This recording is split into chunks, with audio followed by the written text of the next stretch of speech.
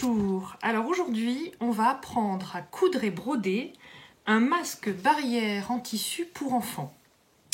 Alors la broderie c'est une option, vous sauterez la broderie si vous n'avez pas de brodeuse, vous pourrez customiser peut-être avec un feutre textile ou quelque chose d'autre.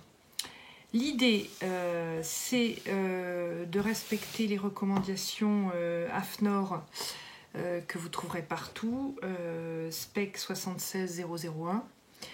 On va partir, donc nous on va en faire deux parce que c'est pour deux copines et on va broder leur pseudo pour garder un peu d'humour dans cette période un peu tendue sur les masques barrières. Donc comme on va en faire deux, on va prendre deux rectangles de 40 cm par 19 cm. Voilà, j'ai choisi des vieux draps anciens parce que c'est un tissu que j'aime bien, qui est 100% coton et qui est tressé très fin. Vous verrez que dans les recommandations AFNOR, il y a toute une gamme de tissus qui sont préconisés. Et un bon coton bien épais 100%, c'est la valeur sûre. Ensuite, on va prendre 4 petits élastiques de 17 cm. Et ensuite, je me suis fait, vous verrez pourquoi, pour faire les plis, puisque c'est un masque à 2 plis. Je me suis fait avec du carton, là j'ai récupéré les intercalaires, 2 bandes, donc celle-ci mesure 2 cm, voilà, et celle-ci mesure, je vais recontrôler parce que je ne me souviens plus, celle-ci mesure 10 cm, voilà. Donc une intercalaire coupée sur 10 cm, une intercalaire coupée sur 2 cm, voilà. Alors, je vais commencer par marquer le point, le milieu où je vais commencer ma broderie. Et c'est Agathe, ma fille, qui va vous montrer comment utiliser la brodeuse NV800 de chez Brother.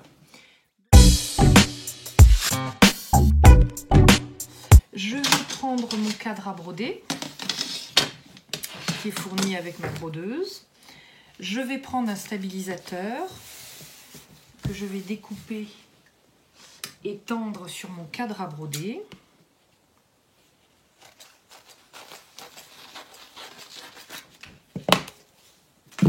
Voilà. Mon cadre est ici.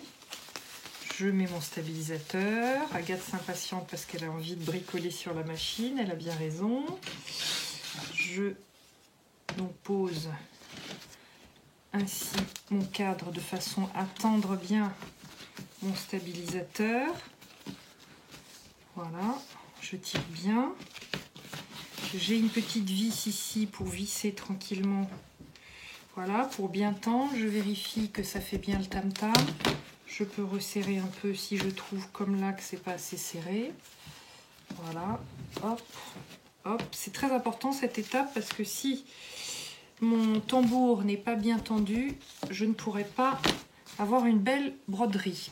Ensuite, je vais utiliser cette pièce en plastique qui est fournie dans ma brodeuse pour me faire des marquages. Je vais utiliser les petits trous de repère qui sont ici et je vais les indiquer au crayon effaçable. J'aime bien travailler avec les crayons à fiction de mes enfants qui s'enlèvent d'un coup de fer à repasser. Voilà, je me fais des repères de façon à pouvoir faire matcher les repères que j'avais mis sur mon tissu.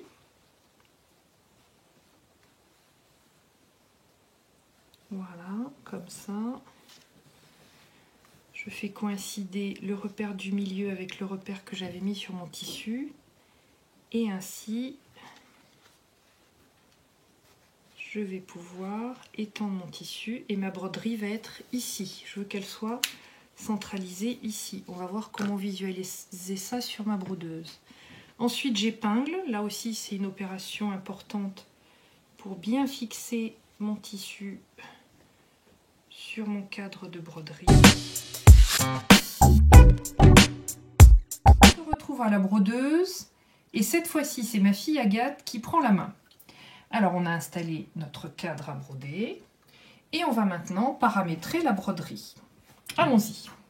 Alors, Agathe, tu choisis ta police de caractère, l'écran est tactile. Tu prends la main Voilà, pas trop vite parce qu'on est un débutant. Et tu choisis de taper ton mot.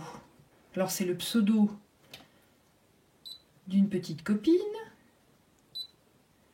Voilà, D majuscule. Tu défiles en appuyant de gauche à droite, voilà.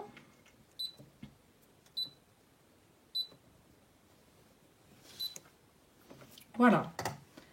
Là, tu appuies sur placer. Parfait. Alors ici, sur l'écran de contrôle, on voit, tu nous montres peut-être avec le doigt, la hauteur de nos lettres. Elles vont faire 41 mm.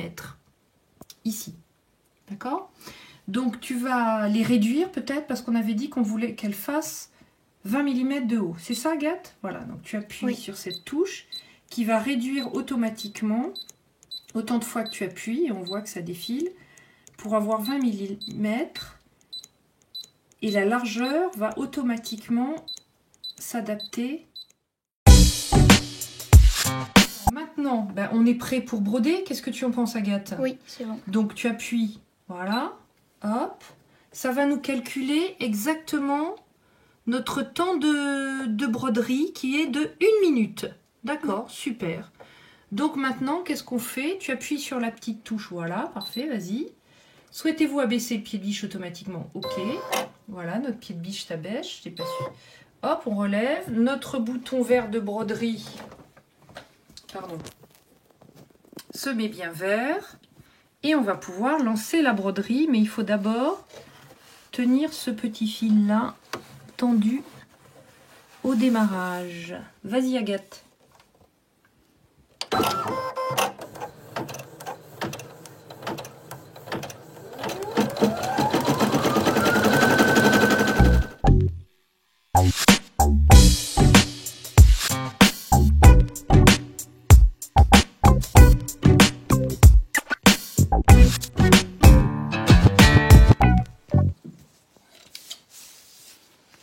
Alors, Agathe va séparer le stabilisateur de la broderie d'un coup de ciseau. Et le reste s'enlèvera au lavage. D'accord? Mais tu peux quand même en enlever un petit peu plus. Premier lavage, ça va se dissoudre dans l'eau. Parfait. Alors maintenant, on va aller plier comme ceci notre carré. D'accord?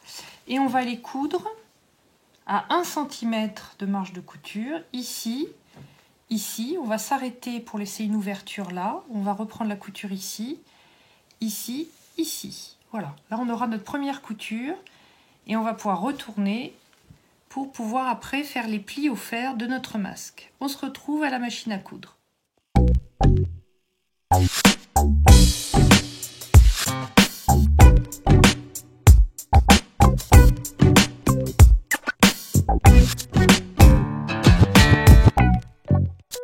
Donc, dans un premier temps, Agathe, tu dégarnis les angles. Donc, tu as 2 angles à dégarnir avec tes ciseaux. Voilà. Hop. Voilà. Et tu coupes le deuxième. Monte bien à la caméra qu'on voit bien. Voilà. Hop. Ensuite, tu retournes. On a allumé le fer à repasser qui est là, qui chauffe. Parce qu'on va faire nos plis au fer avant de coudre.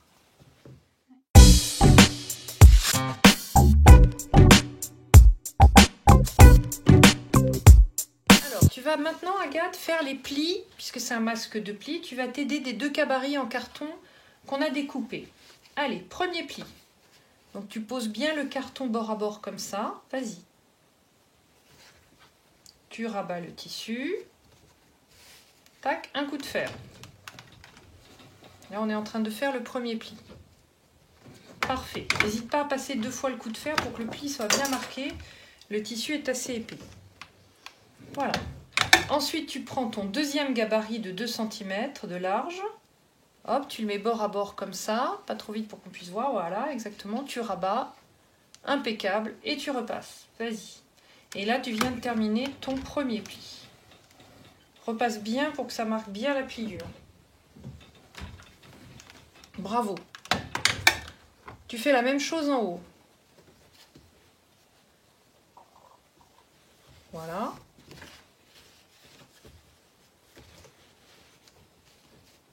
Bon, ça tu viens de le faire, donc c'est en bas maintenant que tu le mets. Pardon, c'est moi qui t'ai mal... Voilà, en bas. Et hop, tu rabats. Là, tu commences ton deuxième pli. Hop, tu passes un coup de fer. Tu utilises ton deuxième gabarit. Hop, tu mets au bord comme ça. Très bien. Et tu repasses un coup de fer. Appuie bien pour bien marquer le pli. C'est important. Si le pli n'est pas marqué, voilà, tu enlèves tes gabarits. Enlève-les bien.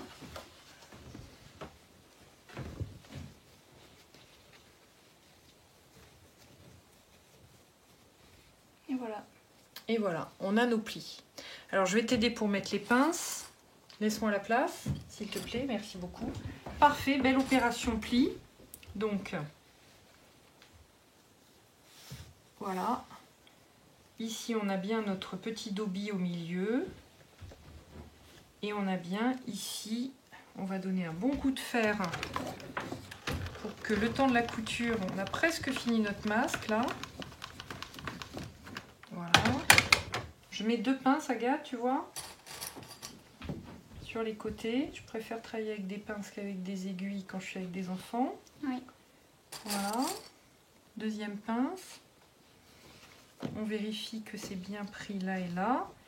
Et on va se retrouver à la machine à coudre pour coudre les élastiques. Alors, on se retrouve à la machine à coudre pour coudre les plis. Et en même temps qu'on coud les plis, on va coudre les élastiques. Donc, je me mets de ce côté-là, parce que ça va être plus facile au niveau des épaisseurs. Je vais tenir mon élastique, un bout de mon élastique ici. Hop, je passe mon fil derrière, voilà. Je vais me mettre à peu près là. Et j'attaque ma couture